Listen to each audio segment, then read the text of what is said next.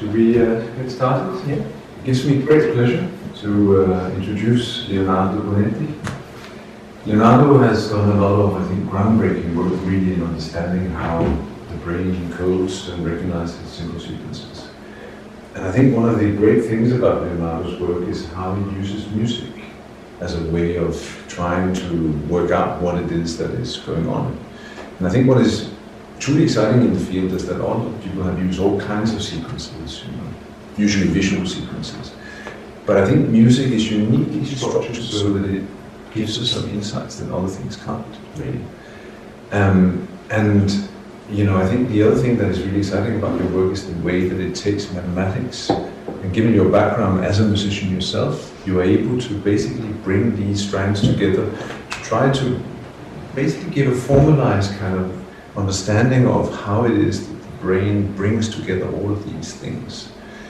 In really not just allowing us to remember and recognize information, but also to feel what that does to us, because that's what music does. So I'm hoping that you will tell us a lot more about that today. So please, Leonardo, thank you. Thank you very much, Morten, for the introduction. I guess that you can hear me at home. If it's not, let me know. I think today I'm going to talk about the brain dynamics of encoding and recognition of temporal sequences. As you said, I will try to use music to get insights on this. And then not only music, in order also to understand what is specific of music and what is not. So let me see if this works. It's fine. Yeah, good. So I just start by providing you with a brief overview of the talk. So first I provide you with some information about memory, very general information just to frame this work. Then I'll explain a bit better what I mean by temporal sequences that are also sometimes called temporal patterns. And then I present you selected results from two different data collections. One data collection with 83 participants and let's say 4 studies in this case. And a second data collection with 78 participants and 3 studies. So quite large data collections using magnetocephalography and magnetic resonance imaging, as I will tell you better later. And then I'll finish with some conclusions and future perspectives. So starting with memory, I guess that we all know that memory is very important, maybe one of the most important cognitive abilities for humans and animals. So many people want to study it, and it's always a hot topic. And among the many things, is responsible for encoding, storage, and recognition, and retrieval of information. And when you look at very small neuronal circuits, what happens is that encoding of information, of course, when you have this process of strengthening the synapses, so the connections between the different neurons, and when you recollect the information, when you retrieve the information, what happens is that you revisit those neural pathways in order to get back this information. And this is something that has been shown very clearly with very small neuronal circuits. What happens at the whole brain level, which is what we mainly do.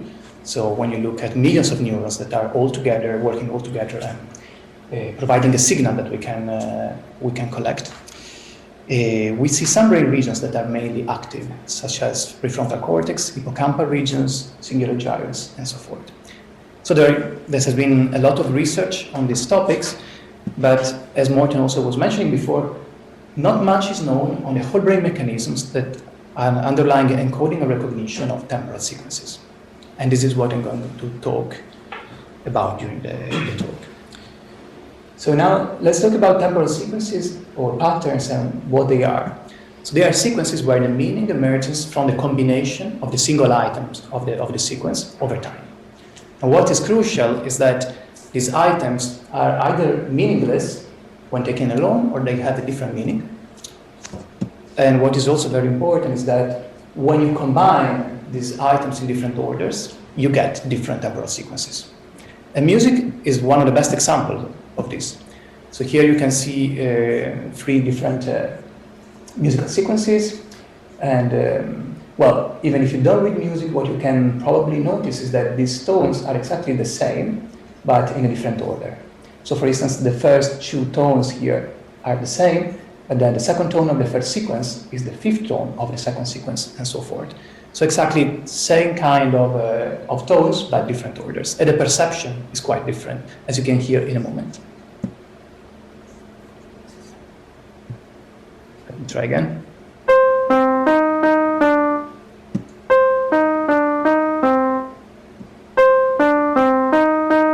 Okay, so same tones, different orders, and quite different perceptions.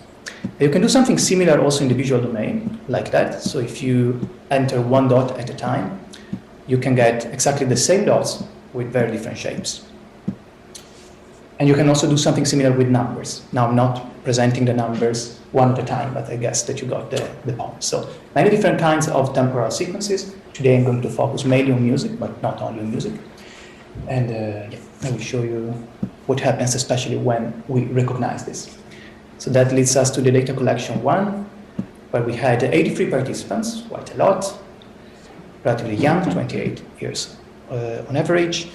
And what we did was recording the brain activity while people were doing these tasks that I will explain better in a moment, by using magnetoencephalography, or MEG, which is a machine that looks like this for the people who may not know it. This is a very good machine because we can directly collect the brain activity by measuring the magnetic field that is perpendicular to the electrical activity of the brain.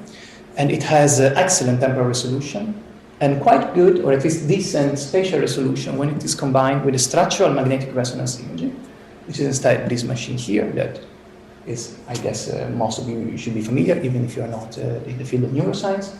So this machine is very good to get a picture of the brain. So what we do here is then combining the two different categories of signal, so signal from MEG and then from the MRI, so that we can get a quite good estimation of the neural sources of the signal and the activity of these neural sources over time.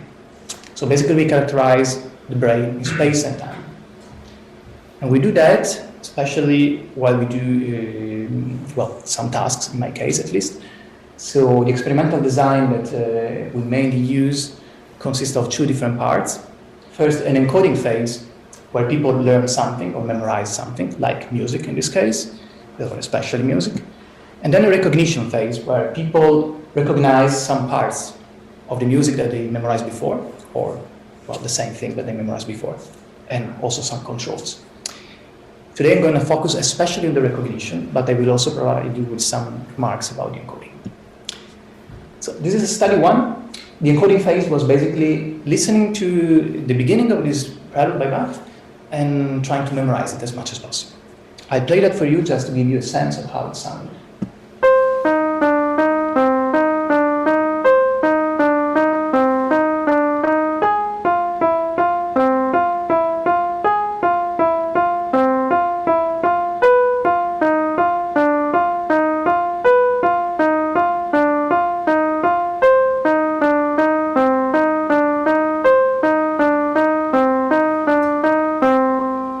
So that was the first part. People simply listening to that twice, trying to memorize it as much as possible.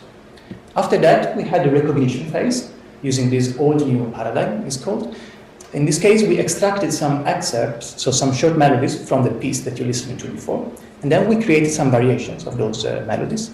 And we presented these melodies once at a time, asking people to categorize them.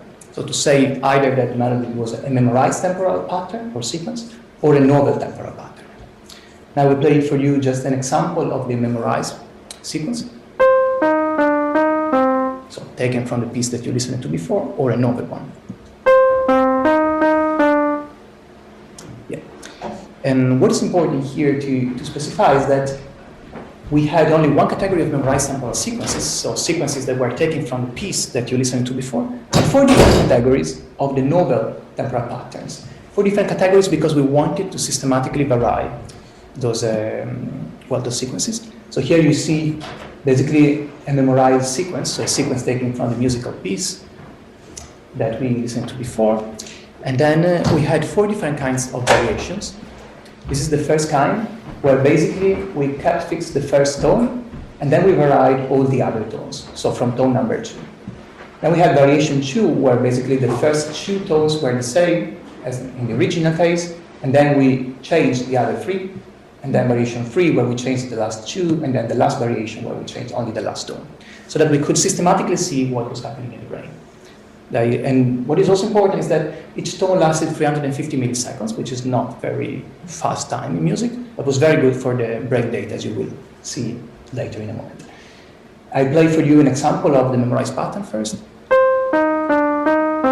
then on the different categories of variations.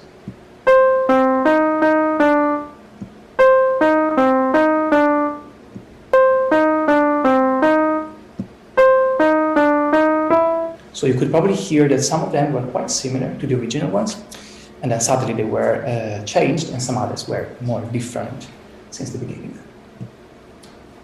Then before showing you the actual results, I will show you the 6 main regions of interest of the brain that I focused on during this analysis, and these regions of interest were selected through some simple algorithms related to to the activity that we recorded during these tasks. I will not go into details of that.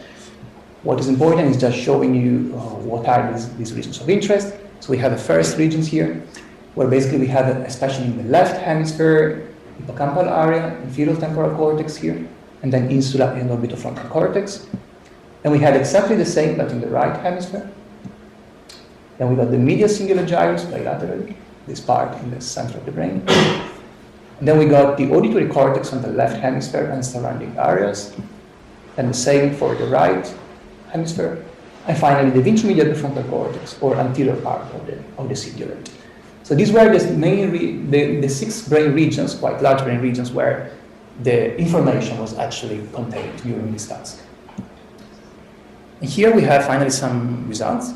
These are related to the recognition phase. So basically, people first memorized the piece, and then they recognized these different sequences. They could be either the memorized sequence or the 4 different categories of new, as I was telling you before. And these are the time series that are related to the left auditory cortex. And here you also have the onset of the different musical tones that are shown here, just to help you to see what is happening. So let's see now what is happening here. You have 5 different time series, so 5 different waveforms showing the brain activity over time related to the 5 different conditions. So the first thing that we can notice is that first we get these peaks that are N100, which is very reliable and clear peak that you get when you are exposed to sound stimulation, so when you just listen to sounds. What is interesting here is that you can see that for the first tone, since the first tone is the same for all conditions, you basically don't get any kind of difference here among the different conditions. While for the second tone, you see that the peak for the red line is bigger than the other ones. This is interesting because the red line corresponds to the sequence where we change the sequence from the original ones, from tone number 2 onwards. So you see that you have stronger response of this tone here. And then you get the same kind of thing for the other tones. So basically when you vary the sequence from tone number 3, you get also this black line, which corresponds to exactly that condition. And then you get the yellow line and the light blue. So basically, when you start to vary the sequence, you get more response in this brain area with this temporal dynamics. Then you also get another thing. So a later component, still after the presentation of the second sound, where basically you get all of the conditions together, but the one that you varied. So basically what happens here is that you vary the sequence, and then you get the stronger peak immediately, and then you don't get the peak afterwards. And this is something that we are seeing systematically also later. In this case with the black line, yellow, and so forth. That leads us to the same thing, but on the right hemisphere. And also here you can see a quite similar behavior. So N100 working in quite similar way. And then this other component where you get this differentiation between the different conditions. And this is something that is happening all over the place, so in a systematic manner. Then we have the hippocampal area and also the orbitofrontal cortex, especially. And what you see here is a bit different. So once again, you get some kind of systematic reaction of the brain in relation to the different tones. So in this case, for instance, when you vary the sequence for the second tone, you get this peak here, which most likely is a prediction error signal that is showing that the brain is understanding that somehow there is a variation in the sequence. And this is, again, something that is systematically happening, as you can see from the different colors that correspond to the different kind of variations. So basically, when you vary from tone number 3, you get the black line, from tone number 4, the yellow line, and so forth. And also in this case, as I showed you for the auditory cortices, you get another component after the prediction error, which is instead working the other way around. So basically, it's speaking only for the memorized conditions or for the novel conditions that you haven't varied yet. And this is something that is systematically happening until the end, where basically you only get the memorized condition, because this is the only condition that you never vary. So here we are actually seeing some kind of brain processes that are related to prediction errors and actual recognition of what is happening. And in the right hippocampus and surrounding areas, we are seeing something very similar. So the prediction error in these negative peaks, and then these other peaks, these other positivities showing the memorization. Same thing for the intermediate prefrontal cortex, which is showing a very similar activity than the hippocampus. So prediction error and then recognition, as you can see. And then we have our last brain area, which is the medial cingulate in this case. And here the thing is a bit different. These are all negativities. And as you can see, the weights overall are quite similar, but still when you write from tone number 2, for instance, then you get the red line, you get less activity in absolute terms. Although this activity then it gets a little bit closer going ahead. So the thing is that here we are seeing that different brain regions are actually doing different things. And to summarize and try to figure that out better, we can start from the auditory cortices. So the first thing that I showed you before. And first we got an early response, so a latent 100 that was stronger for the novel sequences. And then we got a late response, about 300 milliseconds from the onset of each tone, that was instead stronger for the memorized sequences. And then instead for the large brain region comprising the hippocampal areas, inferior temporal cortex, insula, and intermediate prefrontal cortex, we got this prediction error response that was happening about 250 milliseconds after breaking the memorized sequence up. And then we got a late response that was instead about 400 milliseconds after each tone and was happening only for the memorized sequence.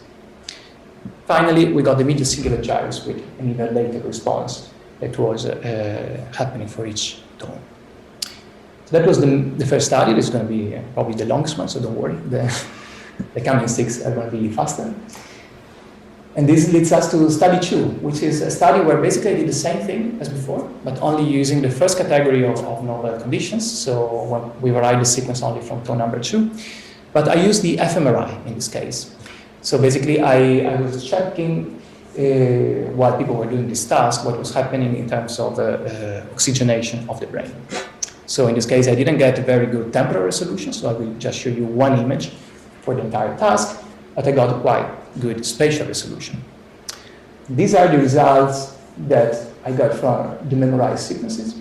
So as you can see, these results are quite similar to the brain regions that I showed you for the MEG, so the ones that I showed you before. Especially you can see the involvement of the auditory cortices bilaterally and surrounding areas. And then I got very clearly the medial cingulate gyrus, and then also some subcortical areas such as the hippocampus, basal ganglia, and so forth.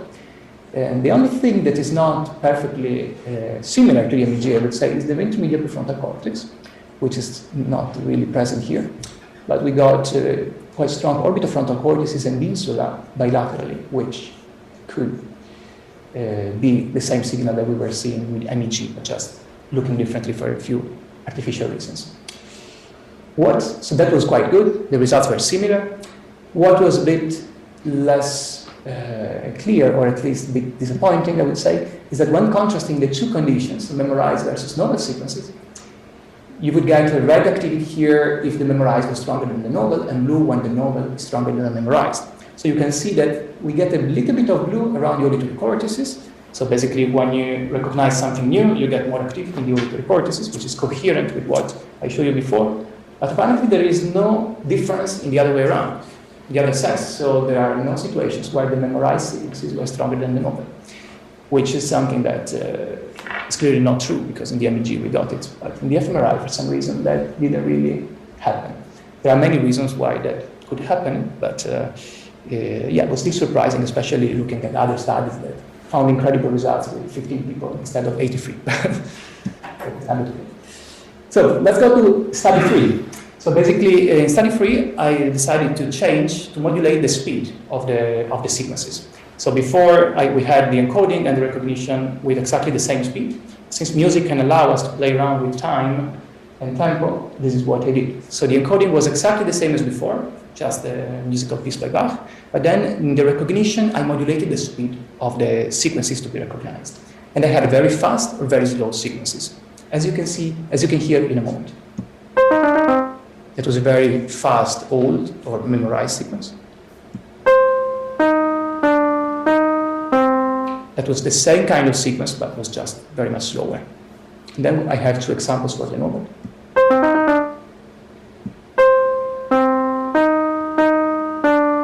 So in this case, people were asked to state independently on the speed whether the sequences were, again, memorized or not. And I will show you the results of this by focusing only on these three brain regions that are the brain regions where we got the main differences. So medial singular gyrus, then right hippocampus and surrounding areas, and ventromedial prefrontal cortex. And here we get the result for 125 milliseconds, so for the very fast situation, as you can see here, very fast tones. And we get three different time series at the same time. So right hippocampus in red, and then medial cingulate in blue, and then ventromedial prefrontal cortex in black. And moreover, you also see that there are a thicker and a thinner lines. The thicker line is for the memorized sequences, while the thinner line is for the new. So here you can see immediately that there is a difference between memorized and novel in both the right hippocampus and ventromedial prefrontal cortex, while this difference is not very much clear for the medial singular gyrus. And yeah.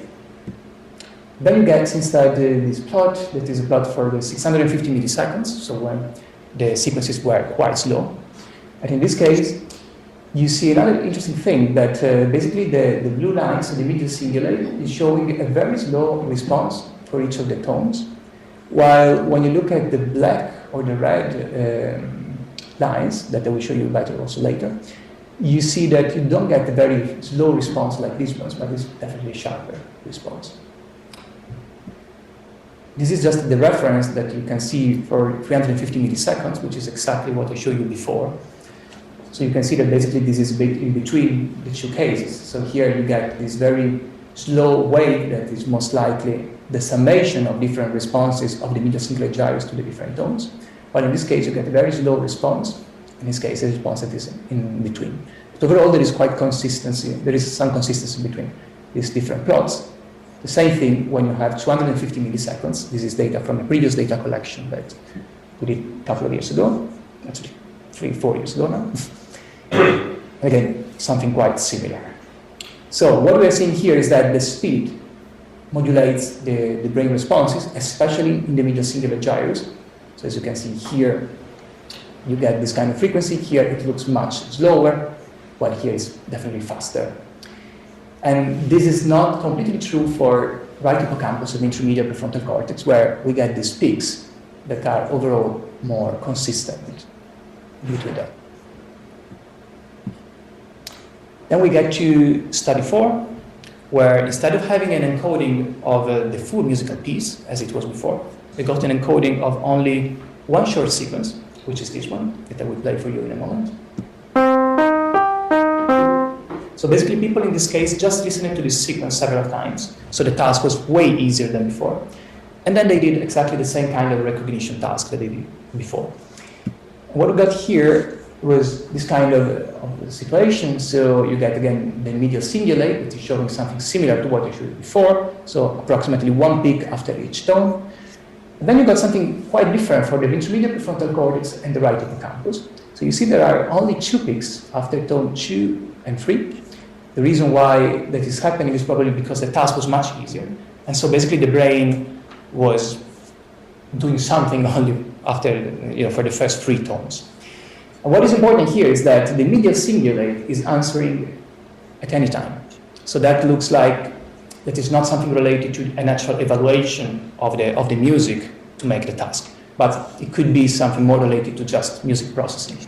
But in this case, this looks like something that is mainly related to the evaluation of the melody, because in this case, after 2 or 3 tones, people were already able to clearly know whether the melody was already something that they previously memorized or not.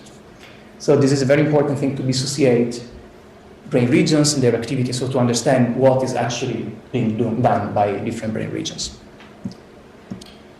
And this is just the same plot as before, but just showing you more clearly the different brain regions, so the medial cingulate, and then the ventromedial prefrontal cortex. Here you can clearly see these two peaks, and then the right hippocampus, showing something similar. And this is instead a plot only showing the medial cingulate, with again the memorized, the novel, and then another way that would be the encoding. Since here we can easily compare the two because we had exactly the same melodies that we were using as encoding and as recognition. And you can see that in the medial cingulate gyrus, you get basically very similar kind of activity that is just reduced. And this is going to be important for a point that we make later. So to summarize a bit this second part of results, starting from the fMRI confirmed overall the results of the MEG sources, but the ventromedial prefrontal cortex of the MEG may actually be a lateralized orbitofrontal cortex, inferior frontal gyrus, insula, that were present in both hemispheres. So it may be the source reconstruction in the MEG was likely mistaken in that sense, or it could be that the fMRI was not correct. It's difficult to be sure about it. And then the fMRI also couldn't really distinguish the two experimental conditions. And the reason why that happened, most likely, is because, as you may remember before, the very same the same brain area was actually acting both for the novel and for the memorized conditions.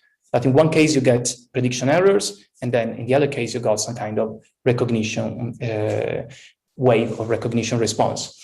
The problem with fMRI is that you cannot really distinguish them because things are happening so fast that the fMRI just picks the general brain activity without really distinguishing between the two. Then coming to the speed modulation, we got consistent results to what I showed you before. And the other thing that is very relevant here, I think, is that the network comprising the ventromedial prefrontal cortex, inferior frontal gyrus, insula, and hippocampus was relatively independent on the speed of the stimuli.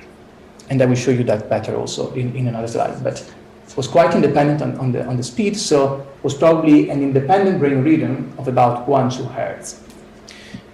While the medial cingulate gyrus seemed to be stimulus-driven, and also it seemed to join somehow the musical tones. Once again, as I will show in the next slide. Then we had a few information about the encoding recognition of the same temporal sequences. So basically, we got kind of the same brain activity with just reduced amplitude in the encoding. So the thing is that the key to understand the encoding at the whole brain level must be somewhere else than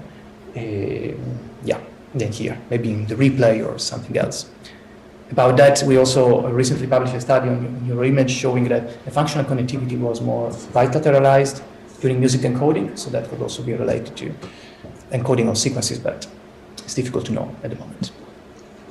So said that, I just move forward to the second data collection and to show you some other results on this topic. So first, I go with this study 5, which is recognition of temporal sequences of numbers presented via auditory channel. This is quite important because if we want to understand something about music and about temporal sequences in general, we need to do something that share some aspects like the auditory presentation and several acoustic features, but that is different in terms of cognitive elaboration of the stimuli, at least at some level. So here we had 78 participants, and once again we got MEG and MRI, and we had an encoding phase comprising sequences of 5 numbers repeated 30 times. For instance, 2, 5, 9, 7, 1. Exactly at the same speed as we played the music before. And then we had the recognition phase with, again, sequences of 5 numbers that were, again, repeated 30 times each. And we had 3 different categories in this case, exactly as we did, or in a very similar way than we did for the music. So we had the previously memorized ones, so exactly the same sequence, or derived from the second number. So in this case, 2 is the same, and then 8, 5, 1, 4. And then another example for derived from for the fourth number. So 2, 5, 9 would be the same, and then 6, 4. So in this way, we can see whether things are specifically related to temporal sequences, at least in the auditory domain, or if they are specifically related to music. This is a first result that I'm going to show you. So basically, again, the 3 main brain regions that I showed you before. So medial cingulate, right hippocampus, and ventromedial prefrontal cortex. And I show you better these different plots, in different plots, but already now you can see that the medial cingulate, so the blue line, doesn't really seem to play a role here. It looks pretty much random and scattered. while you tend to see that there is one peak after each tone for the intermediate prefrontal cortex and the right hippocampus. And you can see that better here. So here I'm plotting only the intermediate prefrontal cortex, and I'm plotting 3 different conditions. So the memorized, the new, when we change the sequence of numbers from number 2, and then when we change from number 4. And what you can see is that while the red line show one peak after each number, so something very similar to what happened before with music, there's something different happening for the other 2 conditions. So basically the blue showing when we change from number 2, showing first a prediction error similar to music, and then nothing, and then the same is happening for the black line, so when we arrive from number 4. So this looks quite similar to what we saw in music, it just happening slower. Something similar is also happening for the left hippocampus, one peak after each tone, and the prediction errors for the 2 conditions. Then we get a different result for the right hippocampus instead. So the prediction error tend to be quite similar as before, but for the memorized condition, we get only one peak at the end of the sequence. So in music, apparently, there's not big differentiation between right and left hippocampus, while when you elaborate sequences of numbers, there is probably a lateralization of the hippocampus where the two hippocampus are doing slightly different things. And here you can see also the comparison between the left and the right, where in the right you see the peak only at the end, this red peak, while in the left you tend to see a peak after each number. And then this is another very important information, I think. So if we do a comparison across all of these blocks of the singular gyros, of the medial singular gyros, so this part here, we get something like this. So starting from the recognition of the same sequence, or the sequence from the musical piece, so both with 350 milliseconds, you see that there is one peak for each sound, basically. So these are just the data that I showed you before. And then what we see is that when you had a faster stimulation, you get much faster peaks, and also this very slow overall activity that is just the summation of the different responses of the medial singular gyros. Something similar is happening here in the 250 milliseconds. So what is telling this? Oh yeah, and also when you look at the 650 milliseconds instead, what you see is that you get quite slower response after each tone. So what is happening here is that it seems that the medial cingulate is stimulus driven, so it depends on the speed of the stimuli, and it cannot be too fast, because when the music is too fast, you get a summation. So most likely this is stimulus driven, but it cannot respond too fast. And the other important thing comes from looking at the auditory numerical sequences. Here basically there is no activity, or there is some kind of scattered nearly random activity. And definitely there's no activity after each tone, as you can clearly see in the other case. So it seems that this medial singular gyrus is actually something specifically related to music and to musical sequences. And it may be the actual brain structure that is joining the different sounds into something that actually has a meaning as a whole. A meaning that you don't really get with the sequences of numbers, where you just get the idea that, of course, you can learn the sequences, but you don't perceive that the sequence of numbers is something that has a new meaning when taking all together. While in music, you actually get this perception. I'm not saying that the medial cingulate is responsible for that, because I can't say that, but it may be the actual brain mechanism leading to that. When we instead look at the anterior part of the cingulate, or the intermediate prefrontal cortex, you get different things, as I was showing you before. So basically, you get peaks that are quite similar between each other. Of course, there are some differences, but overall, they don't seem to be very much related to the speed of the stimuli, because here you have very slow tones, but you still get quite fast peaks. And the other important thing is that when you look at the auditory numerical sequence, they look pretty much similar to the music. So basically, the anterior part of the cingulate of the intermediate prefrontal cortex is actually doing something very similar. So probably it's not musical related, but it's related to the actual computation that we are doing for the cognitive process associated to this recognition of sequences. So that's a very important, I think, distinction between two parts of the same brain structure, one more anterior and the other one more medial. Okay, and that leads us to study 6, because the thing is, I think that after learning, things about this topic of temporal sequences, then I would like to try to use that for some kind of more practical goal. One of these goals could be studying aging, and then maybe later studying brain disorders related to memory. So here we wanted to start in studying healthy aging, which is something in between what we did before and potential clinical studies in the future. So here we had again 77 participants, which are basically the same participants of the second data collection. But here I'm also showing you that they were divided into two categories. So either elderly, so older than 60, or quite young, so younger than 25. And once again, we got MEG and MRI. And in this case, we had the same task that we had in the first study, so encoding of the musical piece and then recognition of part of it. And first I'll show you a few plots about the difference between elderly and young when they recognize the memorized musical sequences. And what is important is that at the behavioral level, so when they did the task, there were absolutely no difference in this case between young and elderly people. Nevertheless, we could see a difference in the brain. So this is the right hippocampus and the surrounding areas. You get the red correspond to the young and the blue to the elderly. And you see that after each tone, you tend to get a peak here that is significantly different and significantly stronger for the young compared to the elderly, even if on a behavioral level, you couldn't see any difference. Then you get something similar, although it's not as strong and it's not always significant in the ventromedial prefrontal cortex. You don't get much in the left hippocampus. And then you get another interesting result in the auditory cortex, only in the left part. Basically, you get stronger activity in absolute terms for the elderly people. So the first sensory elaboration of the information tend to be stronger for the elderly people. And this is also coherent with other studies, other previous studies. But the deeper elaboration, the most cognitive elaboration of the sounds tend to be stronger instead for the young.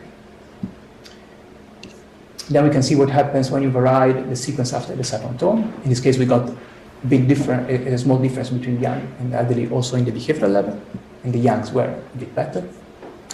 So what you see here is that in the right hippocampus, you get this sort of prediction error, most likely, that is stronger for the young than the elderly. So basically, when you vary the sequence from tone number 2 and then you get all the other tones that are different, you get a stronger response for the young people. And the same thing also in the ventromedial prefrontal cortex, very clear. Once again, not so clear in the left hippocampus. And we get instead in the left auditory cortex, stronger activity for the elderly, exactly as we were seeing before.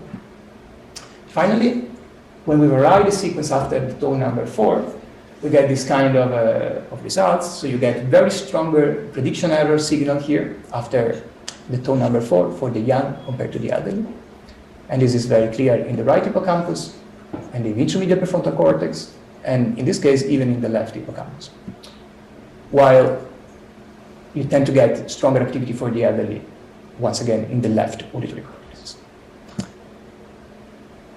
And this leads us to the last study, study number 7, which is going to be quite short. So basically, here I show you temporal sequences and conscious discriminations, conscious elaboration of this.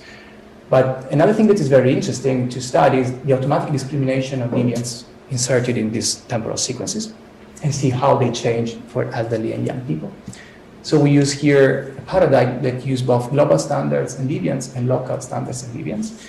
Now, I'll just show you what happens at the local level and then briefly explain you how it worked with this task. In this case, we didn't ask people to memorize or recognize anything. People were simply listening to sequences of sounds, very short sequences of 5 sounds still, quite fast. And then you had the first 4 sounds that were the same, and then the last sound was different. And sometimes you had that the last sound was the same as the previous ones, so that we could see how the brain was automatically reacting to the deviation. It's a very standard paradigm in this case. And these are the results. So we get first the right auditory cortex, with the difference between young and elderly.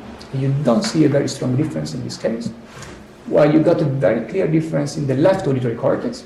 And surprisingly, maybe, the elderly people had a stronger mismatch negativity. It's called this signal that you get reacting to the deviance.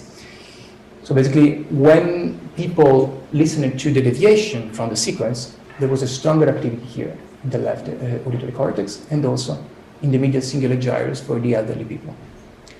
What is interesting is instead, if you look at other brain areas like the ventromedial prefrontal cortex, with this lower latency, you got the other way around. So you got stronger activity for the young than for the elderly. Same thing in the left hippocampus and a bit also in the right hippocampus. So showing that somehow the first elaboration of the sounds and also of the deviant sounds seem to be stronger in the elderly people. But then the further elaboration, probably deeper and more cognitive elaboration of this is actually stronger for the young.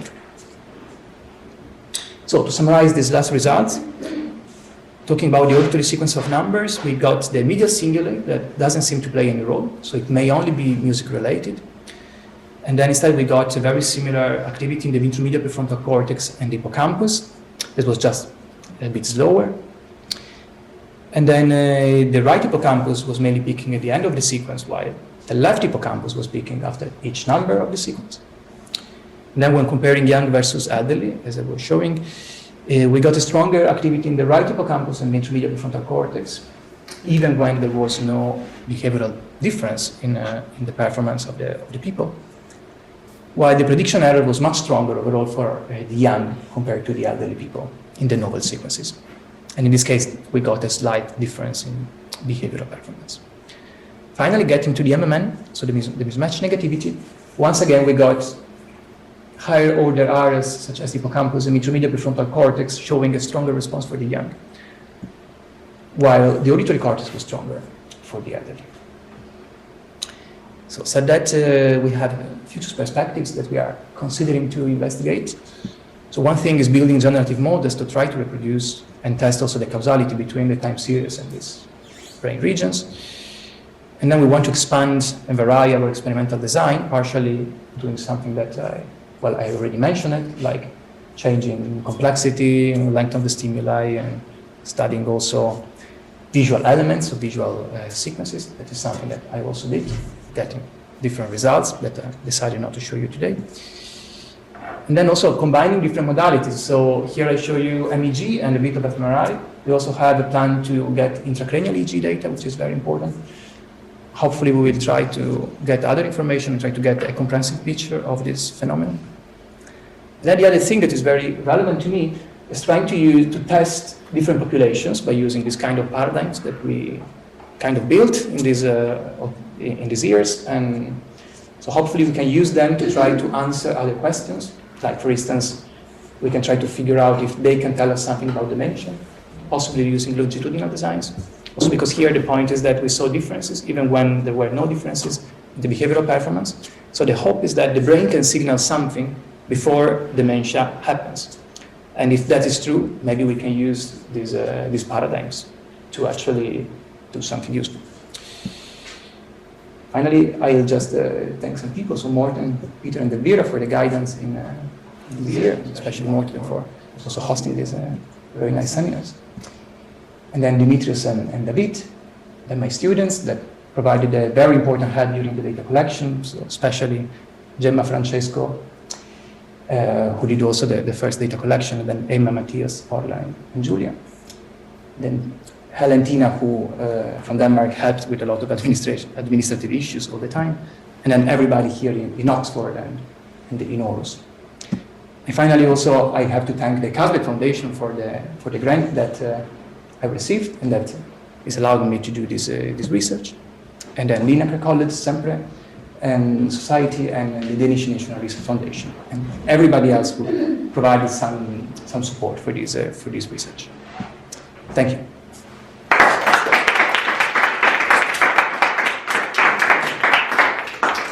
Thank you so much, Leonardo, for this tour de force of recognition and encoding in the brain.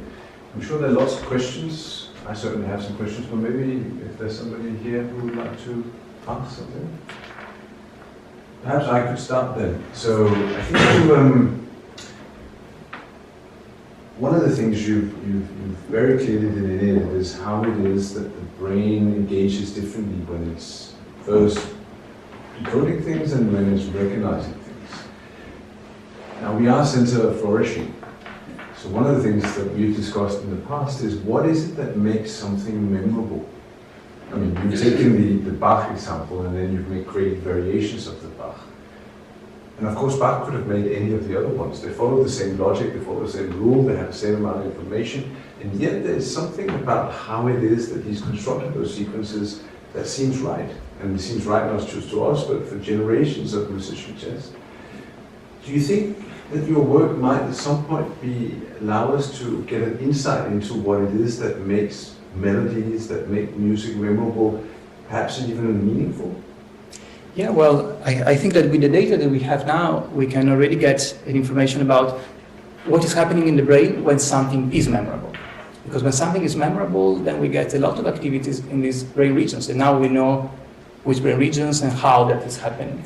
For understanding how music becomes memorable, how some musical sequences become more memorable than others, we should probably start from psychology, I think, and studying some kind of using behavioral studies to actually answer this question. But I think that the key there is pretty much in the harmonic series of the of sounds and how sounds are connected in that sense. And so something that would be very interesting to connect this to the brain would be, I think, studying the tonotopic organization of the auditory cortex, and then from there trying to figure out how that projects to other brain areas, such as, for instance, the ventral prefrontal cortex, trying to see how that connectivity can tell us something about it. As you know, we've done a lot of work on cuteness, both in terms of visual features, but also in terms of auditory features, the way that babies, how they sound when they giggle, when they cry, when they babble, yes? Do you think it might be so that, and it suggests that there is a template, a sort of an evolutionary template that means that when we hear these kind of stimuli, and in fact, if you make stimuli that sound like, say, baby crying, like cats meowing, we immediately captures our attention. Is it conceivable that the brain might have a template, as it were, for things that really just fits, as it were, the tonotopy or the kind of the layout of our brain? I think that's a very good point, and I always thought that. And after doing these studies, I think that even more. Most likely there is a template, or at least I think there is a previous path that sounds can follow in the brain. And so when you play sounds that actually match that path, most likely the melodies are considered more pleasurable. So I think one of the reasons why Peter and I set up the Center for Music in the Brain was, of course, to make a hit machine. We wanted to find out how can we make music that everybody loves, right? And I think what is exciting to me is when, in terms of just not understanding the basic fundamentals, there's a real kind of possibility here of using the knowledge that we have of the brain to actually create important music that really speaks to our emotions and perhaps even makes us flourish. So I think that's one of the exciting things that will go on. Now, Shamil, you had a question. Yeah, I was particularly intrigued about this difference between older and younger participants. But I was kind of confused, what's going on in the left auditory cortex. Was it that older people had more ingrained priors, or do you have any hypotheses like how to put this data together? Like, what does it mean? Yeah, that's a very good point, and it's not very easy to say that. I think when you get differences in hemispheric differences in the brain, first thing is trying to figure out whether these differences are real and not artificial. And well, for many reasons and many analyses that I did, I think they should be real. So that's the first thing that is important to state. Then about the differences, I can say that normally we are seeing more activity in the right hemisphere for this kind of musical recognition, at least. So I'm not surprised that in the young people we get a stronger difference in the right hemisphere when it comes to high-level computation of the brain of these kind of melodies. When we saw the differences in the left auditory cortex, that's more puzzling, I have to say. I don't really have an hypothesis about that. What I can say is that most likely there is some kind of process of maybe overcompensation of the elderly people in the auditory cortices, at least in the left auditory cortex, that is happening, maybe because they don't hear properly or because they try to extract more information there, and then this information is somehow not flowing as well as as good as in the case of the young people to the other brain areas. But why that is happening in the left auditory cortex is actually quite puzzling. So you think that maybe just focusing on the right auditory cortex, it's even there. I'm just curious, like, what would, is it that the elderly just weren't as surprised at the novel? Well, what I can say is that more than surprised, I think that for an elderly brain, it's much more difficult to detect novelty. That's what we're seeing. So all the prediction errors that we got were somehow affected by, or at least were connected to age. And we could clearly see that even within the elderly group, people between 60 and 70 years old showed a stronger activity than people older than 70. So you can clearly see that the more you get old, the more it's difficult to perceive this variation. And so the prediction error signal in the brain is just lower. And so do you think that's linked to time perception? Because of course notoriously when you get older, something happens. That's true, that could be. Because it seems like it's Christmas again, yes? Yeah. I'm very intrigued by this because, one idea could be that, you're more stuck in your ways. In other words, you're using the templates you already have, you're forcing the data into that. The weight, in predictive coding language would be the weighting of the priors, precision weight of the priors is very strong. That would be begging for like this idea of like what would it be like on the psychedelics. Do you have any data yet on this? Well, I don't have data, but it would be interesting to apply this, exactly this kind of study to what psychedelic people, well, not psychedelic people, people under psychedelics. Maybe you could get the elderly to kind of have these fresher views, be more like people.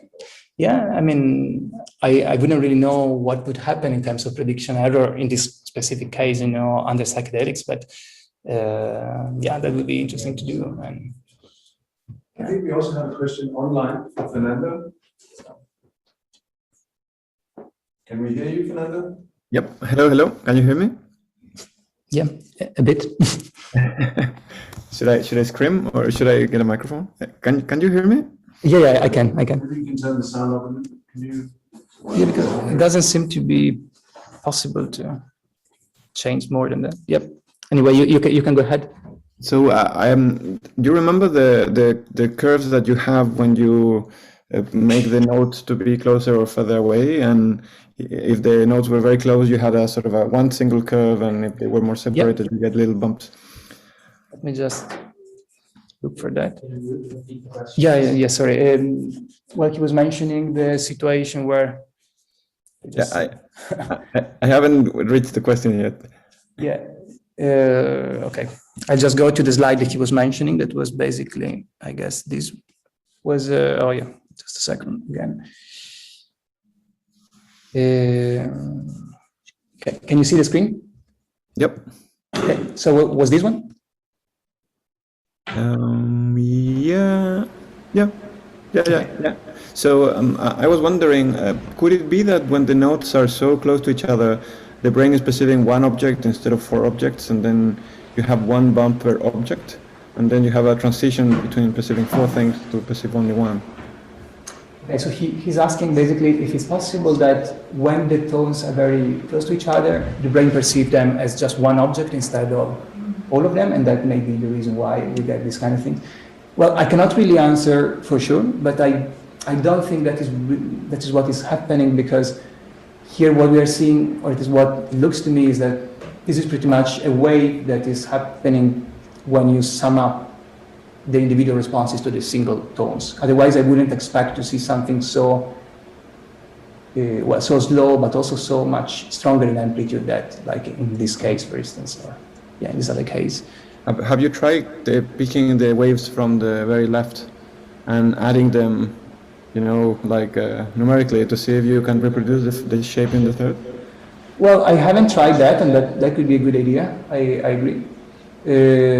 But, well, I guess that I would get exactly this kind of wave. But I should actually try to do that objectively to be more sure about it. Yeah. And do you think that the waves that you see in the left are also a combination of smaller waves? Well, in principle, I think every wave that we see is a combination of smaller wave, you know. But I would say that, like in this case, when you get the M100, like this one, and then P2 and so forth, you know, you get all of these oscillations. That should be pretty much related to just one tone. Then the problem is that if you look at these fast waves, then you get always the issue that the P2 on one wave then can overlap with the M100 to the coming sound, you know, and stuff like that. So that's one of the reasons why I also wanted to have this condition with 650 milliseconds of duration of tones, so that I can see that better.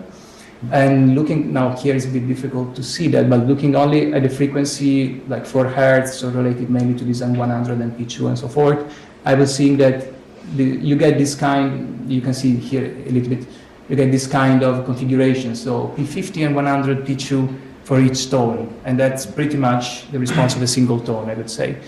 And most likely that's a response elaborating sensory properties of sounds, or it is that what I would say based on previous literature and what I could see.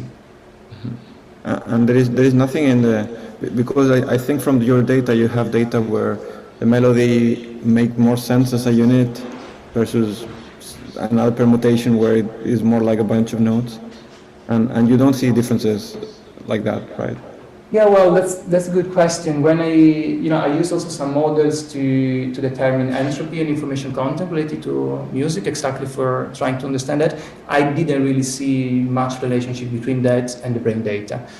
Moreover, we always try to counterbalance, these issues so that the amount of weirdness or, information content between different categories was quite similar.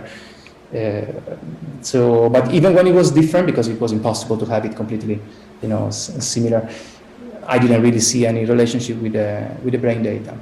Yeah. Cool. Thank you. Yeah. Thank you.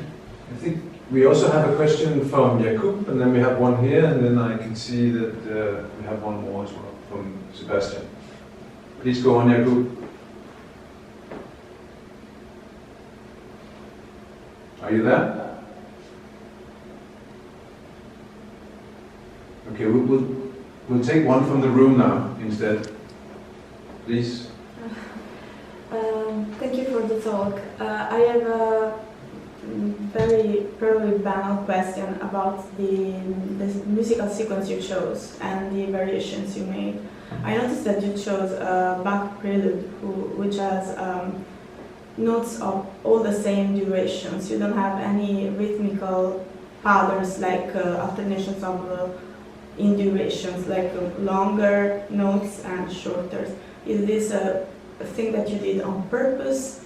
And also in terms of the variations you did not test the different rhythmic variations of the same tunes because you think that it would be banal, or that we would see a bigger difference in the variation, picking up the variation? Yeah. Well, the reason to do that was that I needed to try to keep things as simple as possible in order to limit the amount of potential confounds, so that I could be sure, or nearly sure, that what I was seeing was related to only the variables that I was actually manipulating. But that would be very interesting to do, and actually we have some plans about doing stuff also with rhythm. Okay.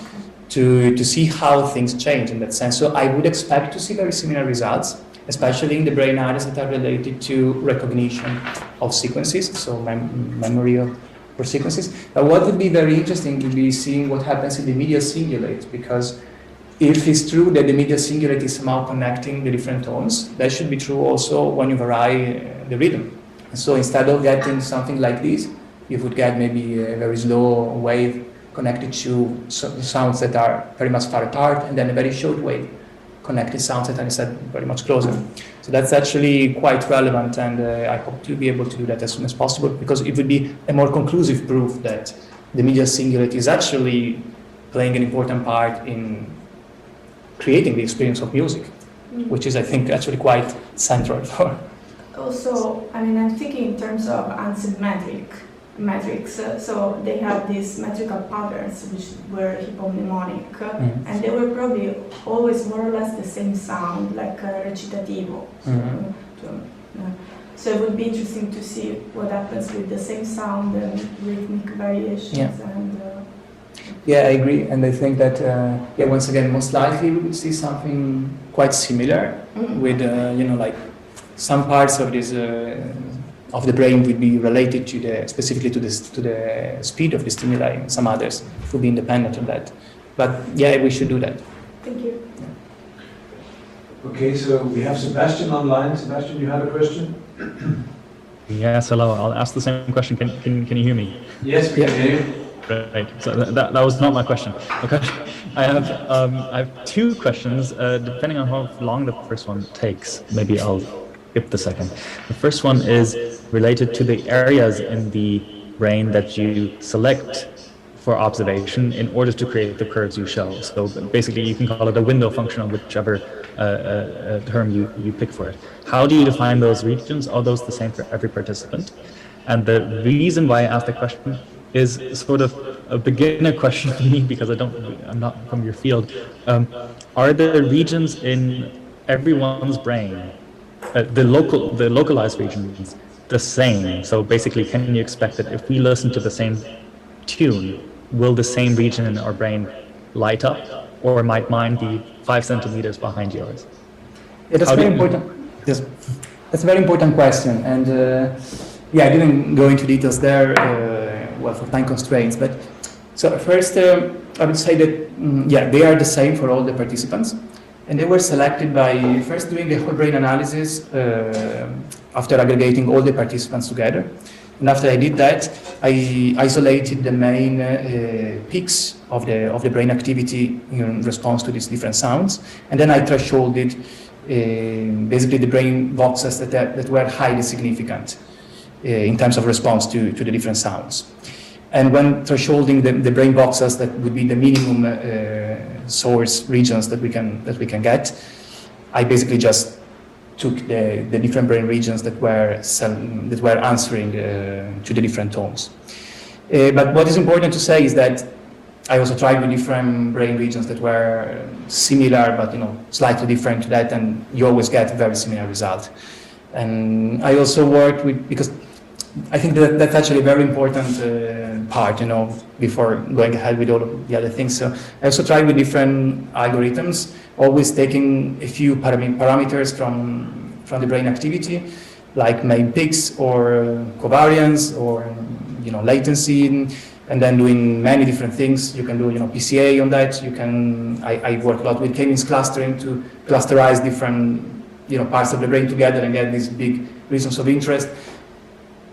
The thing that you get is that you always end up having very similar results at the end.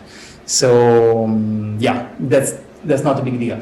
But it's a very good question, because it's a very important topic, and it should be, because of course if you take a brain area that is too small, or two brain areas that are very small and they carry the same amount of information, then it's pointless to show two different things. So you need to find a trade-off between something that is detailed enough, but at the same time that is showing something different, at least in terms of either spatial or temporal information. And about the other part of your question, the brain of people is quite similar overall, at least that's the assumption, but it's also what we observe experimentally. Of course, there are a lot of individual differences. So when you want to put together all these different brains, you have to relate them to a common template, to a standard template that was made. There are a lot of different templates available, but there are templates made by combining brains of hundreds of people all together.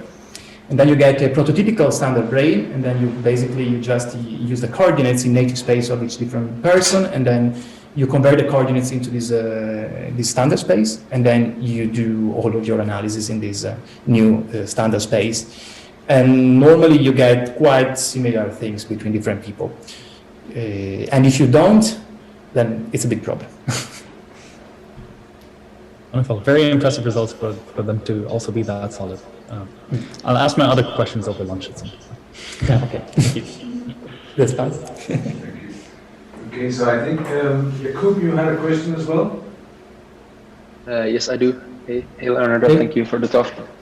Yes, sorry about before my internet collapsed. I was interested about your future studies with regards to, I believe you said Alzheimer, right?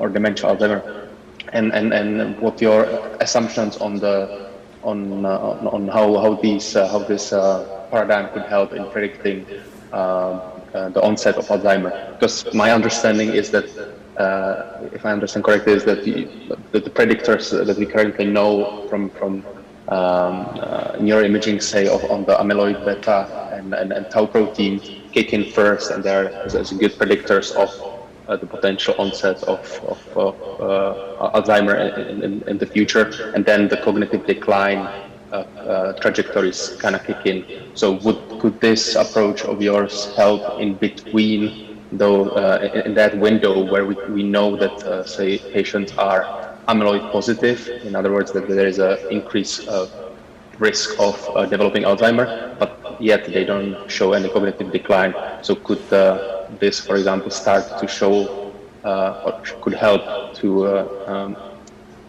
demonstrate onsets of Alzheimer earlier to what we know from the cognitive declines at the moment? Yeah, well, the thing is, the hope is that the brain can signal something before the behavior. That's the hope. So exactly as you said. Then the thing is also, now we are doing a systematic review on this topic, and there are approximately 500, 600 studies, at least on MEG, so both MEG or EG, and the aging or dementia or mild cognitive impairment. What is interesting is that all these studies, most of these studies are on resting state or on mismatch negativity sometimes, or there are not so many studies on conscious predictions of things, especially when it comes to to auditory sequences. And in general, also the studies on mismatch negativity are still not so many, and they provided some controversial results for a number of reasons. So what is interesting for me here is that it seems that aging is very much related to prediction error. And especially this prediction error is reducing a lot, and it seems that it's reducing more in the brain than in the behavior, or at least it may be that we can see that the prediction error is starting to decline in the brain before we can observe that in the behavior. Because this is something that we are already observing here, comparing, healthy people. Then the question is, if we follow these people longitudinally, can we see that most likely what we know from this data is that the brain activity will degrade partially, day after day will get worse and worse. But the real question is, can one of these prediction error signal tell us that predicted, these people may actually develop dementia? I'm not sure about that, of course, but I think it could be real. It could be real and could be more solid than a number of other findings that I saw using resting state. That is great, but is a bit unspecific for this kind of problems. So that's my hope, that we can monitor people for 5 years, starting from different ages, and then seeing that the brain decline, and then maybe this declining is anticipating mild cognitive impairment or something like that. And if this is true, then maybe we could gain a few years for these people, and telling, okay, your brain is starting to decline and you cannot really notice that yet. So maybe that's the moment to do more exercises to improve your cognitive reserve and stuff like that. That's the hope, at least. Wonderful, thank you. Great. Thanks. We have another question from Mattia. Hey Leonardo, thanks a lot for the talk. Impressive body of work, and I like your paradigm a lot. It would be very interesting, as you suggest, to export it to the visual domain and directly compare some conditions that you already proposed. So in one slide of yours, you mentioned it could be interesting to test visual sequences of digits. That would be directly comparable to auditory sequences of digits, for instance. But I'm wondering what would be the stimulus directly comparable to melodic sequences? Would it be kind of sequences of dots going up and down, a kind of a score for even for non-expert musicians, as you presented in one of your first slides? And if that would be the case, would it be the case, would you be very surprised to find out that possibly some prediction errors in these kind of sequences are actually those? Sorry for that. Sorry for exactly that. those. What would you be? What would your prediction be? What would you expect to find when comparing the responses to between visual and auditory representations of a pitch? Would you be surprised to find some A-modal prediction error, for instance, or do you think that your findings in your first study are really specific to pitch processing and musical domain? Yeah, well, that's a very good question, and well, I can answer because we did that already. Okay. So I didn't show that because of time constraints, but we did both with this kind of scenarios, so exactly presenting the dots one at a time like that. And of course, this is not exactly the same as music.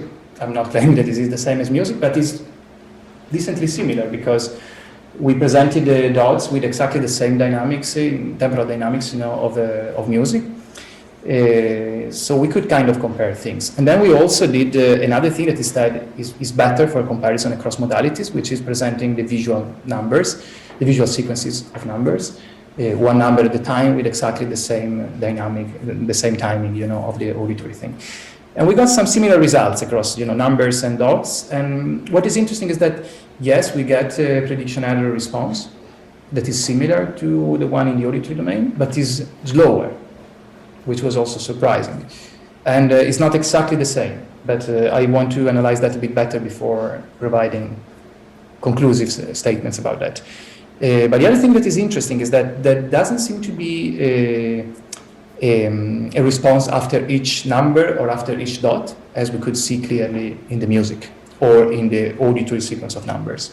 So while what happened is that we got a quite strong activity in the occipital, in the occipital lobe, especially in the lingual gyrus, that was very sharp and was very much present after, I would say, the dot number 3 or the third number of the sequence. So when in that case people could clearly distinguish it.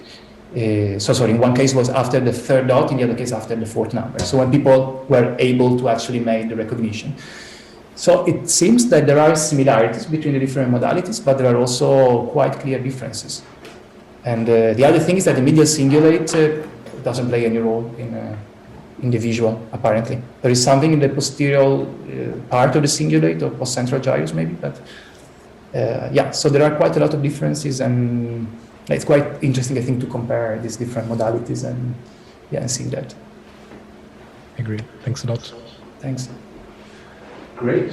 Are there any more questions in the room? I think we've exhausted the people online. We are not exhausted, we are excited, because of course we're going to continue having this discussion for some time. It's been a great pleasure. Thank you so much, Leonardo.